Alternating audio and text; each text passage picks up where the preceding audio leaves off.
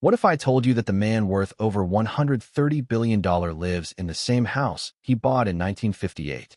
No mansion, no superyacht, no penthouse overlooking Manhattan. Just a modest home in Omaha, Nebraska, the same one he slept in for over 6 decades. Now here's the question that should shake you a little. If the richest investor in human history doesn't need more, why do so many of us keep spending like we do? Why are millions of people in their 40s and 50s, people who've worked hard their whole lives, lying awake at night wondering if they'll ever truly feel financially safe? Today, we're going to change that. Because buried inside Warren Buffett's remarkably simple life are a handful of money rules that most people will never follow. Not because they're complicated, but because they require something far harder than intelligence. They require discipline. They require patience. And they require the courage to say no. If you stay with me until the end of this video, you're going to walk away with a clear, actionable framework that can help you build a financial fortress. One that holds firm even when markets crash, recessions hit, and the world feels like it's falling apart. These aren't get-rich-quick tricks. These are the quiet, almost boring principles that have protected Buffett's wealth for 7 decades. And they will work for you too. Before we dive in, if you find value in content like this, content that cuts through the noise and gives you real, time-tested financial wisdom, please take 2 seconds to like this video and subscribe to this channel. I put these videos together for people who are serious about building lasting stability. If that's you, you're in the right place. Let's get into it. Warren Buffett wasn't born with a silver spoon. He was born with a newspaper route. At 11 years old, he was already buying stocks. At 13, he filed his first tax return. He sold chewing gum door to door, delivered papers in the freezing Omaha winters, and saved every dollar he could. He wasn't doing this because someone told him to. He did it because even as a child, he understood something most adults never grasp. That money, when treated with respect, grows. When treated carelessly, it vanishes. By the time he was a young man studying under the legendary Benjamin Graham at Columbia University, Buffett had already developed an unusual quality. While other ambitious, hungry investors were scrambling to find the next hot tip, the next big opportunity, the next quick win, Buffett was learning to wait. He was learning to observe. He was learning that in the world of money, the person who acts the least often wins the most. He wasn't flashy. He wasn't loud. He drove himself to work. He ate breakfast at McDonald's. He read for hours every single day, not entertainment, but annual reports, balance sheets, business analyses. He was building what he would later call his circle of competence, a carefully defined zone of businesses he understood deeply enough to trust with his money. And everything outside that circle? He left it alone, completely alone. This was not a man driven by greed or ego. This was a man driven by something far more powerful, a deep, unwavering belief that simplicity and discipline would always outlast brilliance and ambition. And he was right. But here's where the story gets uncomfortable. Because most of us, if we're being completely honest with ourselves, have lived the opposite of that. Think about the last time a friend told you about a can't-miss investment. Maybe it was a hot stock, a cryptocurrency everyone was talking about, or a business opportunity that seemed too good to pass up. Did you jump in? Did you feel that rush, that fear of missing out, pulling you toward a decision you hadn't fully thought through? Maybe it worked out, but chances are, at some point in your life, it didn't. And the losses weren't just financial. There was the stress, the sleepless nights, the quiet shame of telling yourself you should have known better. This is what happens when we confuse activity with progress, when we mistake movement for momentum, when the noise of the world convinces us that if we're not doing something, we're falling behind. And it's not just investing. Think about how much money gets spent every month on things designed to signal success rather than create it. The car that's a little more expensive than necessary. The wardrobe updated every season. The gadgets, the subscriptions, the upgrades. All of it quietly bleeding wealth from people who are working harder than ever, but somehow never feel like they're getting ahead. This is the trap, and it's engineered specifically to keep you in it. Because an economy built on consumption needs you to keep spending. It needs you to believe that more is better.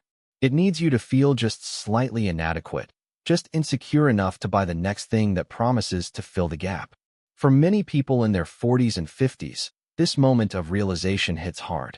They look at their bank accounts, their retirement savings, the gap between where they are and where they thought they'd be by now, and they feel a very specific kind of regret. Not dramatic, not cinematic, just quiet, heavy, and completely unnecessary. I want to ask you something. Have you ever made a financial decision driven more by fear or pressure than by genuine understanding? Drop a comment below. I read every single one. Because you're not alone, and admitting it is the first step toward changing it. For Buffett, the turning point wasn't a single moment of brilliance. It was a single moment of clarity. He realized that the most dangerous thing in investing and in personal finance isn't a bad market. It isn't inflation or recessions or even bad luck. The most dangerous thing is you.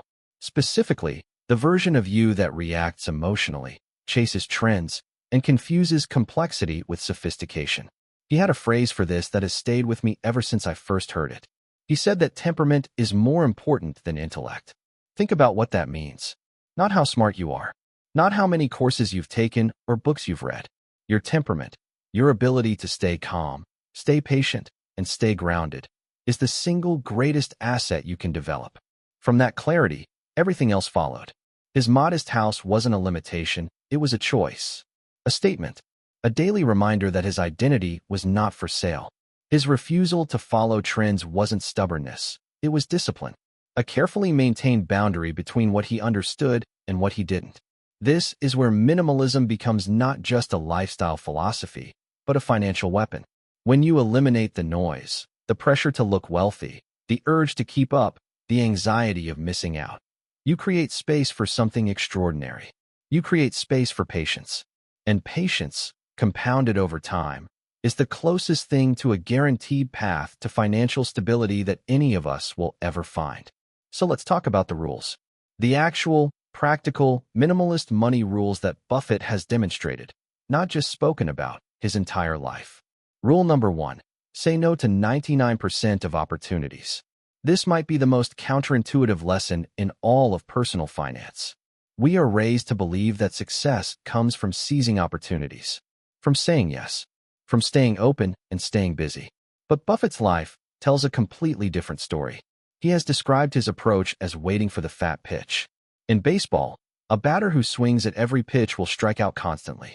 But in investing, and in financial decisions broadly, there are no called strikes. You can stand at the plate for years, watching opportunity after opportunity sail past, and it costs you nothing. Nothing at all. You only pay the price when you swing and miss. Most financial instability doesn't come from bad luck. It comes from unnecessary action, from fees paid on bad investments, from taxes triggered by impatient trading, from loans taken for purchases that didn't need to happen yet. Every time you say no to something that doesn't meet your standard, you preserve your capital. You preserve your options. You preserve your peace of mind. Rule number 2.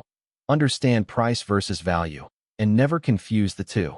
Buffett's most quoted line in investing is this: price is what you pay, value is what you get. Most people spend their entire lives focused on price, what things cost, what they're trending at, what everyone else is paying. But the minimalist money mindset asks a different question entirely. What is this actually worth?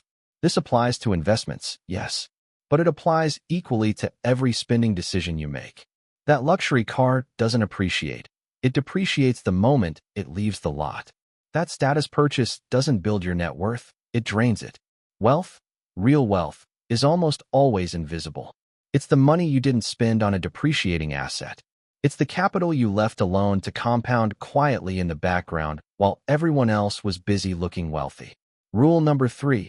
Only operate within your circle of competence. This rule is about humility. It's about knowing what you know, and more importantly, knowing what you don't.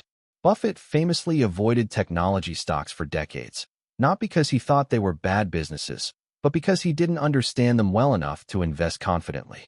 Most people considered that a weakness. It turned out to be one of the smartest things he ever did, particularly when the dot-com bubble burst and wiped out a generation of investors who had bet on companies they didn't understand. Your circle of competence doesn't have to be wide. It just has to be honest. When you make decisions, financial, professional, personal, inside your circle, you are working from knowledge. When you step outside it, you are gambling. And the minimalist money mindset has zero tolerance for unnecessary gambling. Here's what I want you to take away from everything we've talked about today. Financial stability is not a number in your bank account. It's not a salary. It's not a portfolio size. It's a way of being. It's a set of habits, practiced daily, that compound over years into something unshakable. Warren Buffett didn't build his financial fortress in a bull market. He built it by being boring when everyone else was exciting, patient when everyone else was panicking, and simple when everyone else was chasing complexity. You have the ability to do exactly the same thing. You don't need a Wall Street education. You don't need a six-figure income. You need temperament. You need the discipline to say no more than you say yes. You need to decouple your self-worth from your spending. And you need to trust, truly trust, that what you don't spend is just as powerful as what you earn. Start today, not with a big dramatic overhaul, just with one decision. One no. One moment of choosing substance over signal, value over price, patience over panic. That's how the fortress begins. Thank you so much for watching this video all the way through. It genuinely means a lot. If this gave you something to think about, please give it a like. It helps more people find this content when they need it most. Subscribe if you haven't already, so you don't miss what's coming next. And if you know someone in your life who's been struggling with money stress, a friend, a sibling, a partner, share this with them. Sometimes the right video at the right time changes everything. Next time, we're going to look at something that quietly destroys more retirement savings than almost anything else, and almost nobody talks about it. You do not want to miss that one. I'll see you there.